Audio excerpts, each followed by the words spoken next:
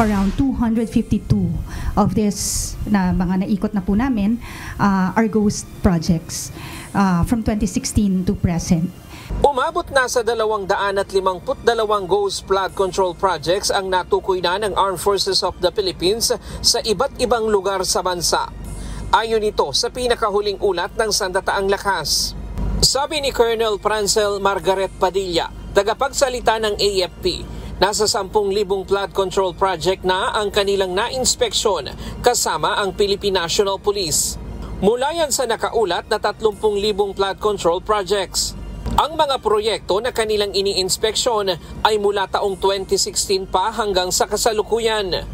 Well, kalat na to, no? All over the Philippines na to. As you can see kasi, ang Sandatahang Lakas ng Pilipinas, ang deployment din namin, all nationwide. So, we're all over the place. So, in tandem yung lahat ng inspections na ginagawa para sabay-sabay na rin natin itong maganpanan. So, we cannot really hone in on a particular place or region. Walang ibinigay na timeline ng AFP sa kanilang ginagawang verifikasyon, pero tiniyak nitong tuloy-tuloy ang kanilang ginagawang pagsusuri sa mga natitira pang 20,000 mga proyekto. Agad naman anilang ibinibigay sa ICI ang mga resulta ng kanilang investigasyon. Well, our Chief of Staff po went to the hearing, no? Because he was a part of the technical working group on asset recovery and case build-up. So siya po mismo ang nagpunta doon to show how the Armed Forces of the Philippines truly values, no, the work of the ICI.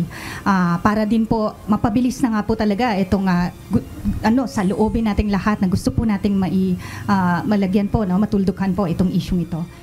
Nauna nang humingi ng tulong ang Department of Public Works and Highways at Independent Commission for Infrastructure o ICI sa AFP at PNP sa simula pa lamang ng kanilang investigasyon para ma-verify ang mga flood control projects sa bansa. Aminado ang kagawaran at ICI na hindi nila kakayanin kung sila lamang ang mag-iinspeksyon sa libo-libong mga proyekto na nakakalat sa iba't ibang panig ng bansa.